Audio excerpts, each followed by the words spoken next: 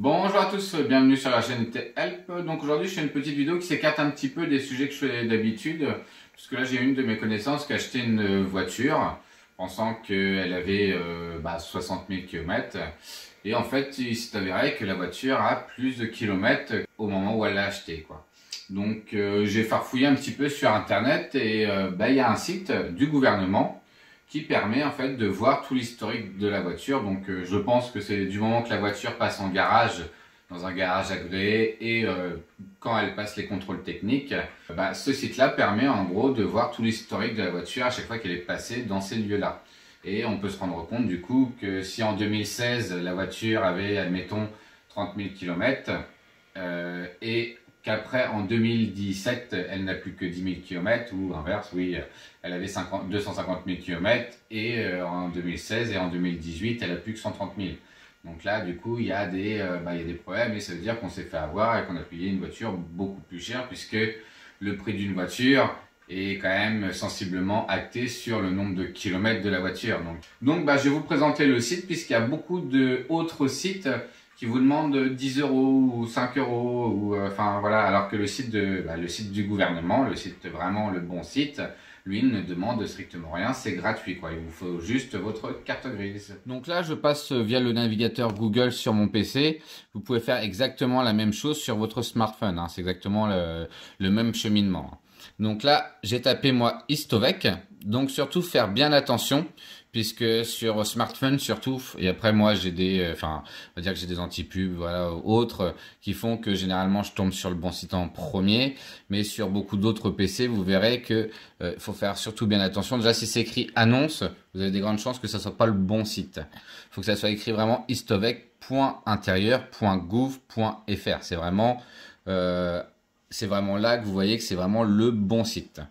Donc je vais cliquer dessus. Là, admettons que vous êtes propriétaire. Hop là, je suis le propriétaire. Je descends. Hop là.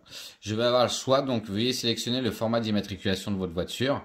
Donc moi je sais qu'elle a ce format-là. Donc vous, si elle a ce format-là, vous cliquez ici. Et pour les autres qui sont d'avant 95, c'est ce format-là. Donc je vais cliquer sur ce format-là.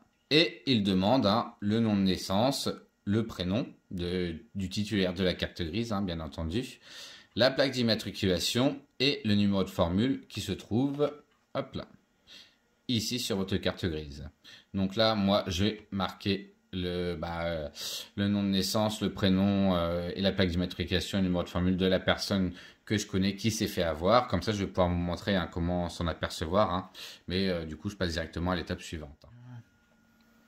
Donc une fois que vous avez rentré toutes les informations qu'il demande, vous arrivez ici, en fait, hop là, rassurez vos acheteurs potentiels, bref. Donc là on peut voir que c'est une Peugeot 208, donc propriétaire actuel, puisque la voiture vient tout juste d'être achetée, la carte grise n'a pas encore été changée, donc 3 ans et 1 mois, première matriculation, le 15/12/2015, quoi. Donc moi ce que je vais aller voir, c'est le kilométrage. Et voilà. Donc là, on peut voir que le 31/01/2020, la voiture avait 73 921 km. Le 28/01/2021, la voiture n'a plus que 64 883 km. Hop là. Et le 29/01/2021, 64 895.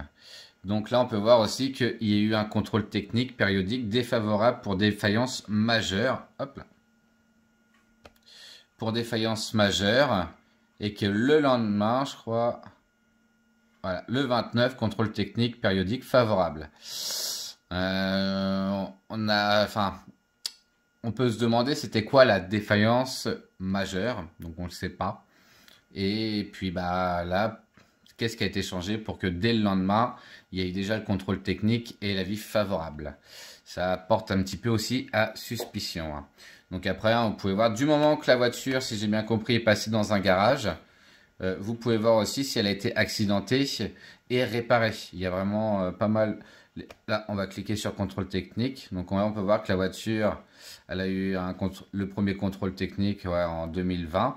Après un autre en 2021 et le second juste après, le lendemain. Donc là aussi, on peut voir, C'est voilà, hein, là 73 000 et un an plus tard, elle a perdu quasiment 10 000 km. Alors forcément, en un an, il y a déjà eu en plus des kilomètres de fait. Donc ça, c'est une voiture qui a, ça se trouve, eu entre 20 et 30 000 km en moins, quoi.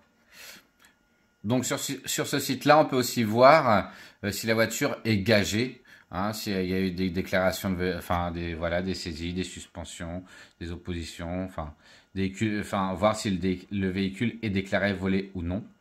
Donc des cartes grises déclarées volées, déclarées perdues ou duplicata, hein. Hop là, on peut voir le titulaire et titre. Et hein, il y a vraiment tout ce que, hop là, les caractéristiques de la voiture.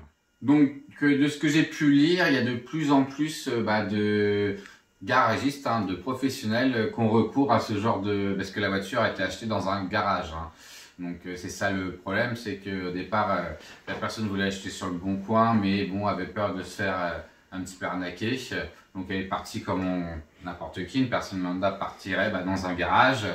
Et on peut voir que les garages sont pas du tout fiables non plus. Et je pense qu'il y en a beaucoup qui sont dans ce game-là à descendre le kilométrage des voitures pour pouvoir hausser artificiellement en fait, le prix de leur voiture qu'ils vendent, quoi. Surtout, n'oublie pas, c'est que généralement, même que dans la totalité des cas, il est très facile de prouver du coup l'arnaque. Donc un dépôt de plainte est généralement positif pour celui-là qui s'est fait avoir. Et dans quelques commentaires que j'ai quand même pu lire, il y a même des gens du coup qui ont pu avoir la voiture gratuitement parce que le remboursement de la voiture, et en plus le garagiste s'est pris une sacrée grosse prime, quoi. Donc n'hésitez pas à les porter plainte contre ce genre de procédé, hein. Donc cette vidéo t'a permis de te résoudre ton souci. Je t'invite à me mettre un petit like, un petit commentaire et pourquoi pas à t'abonner. À plus tard.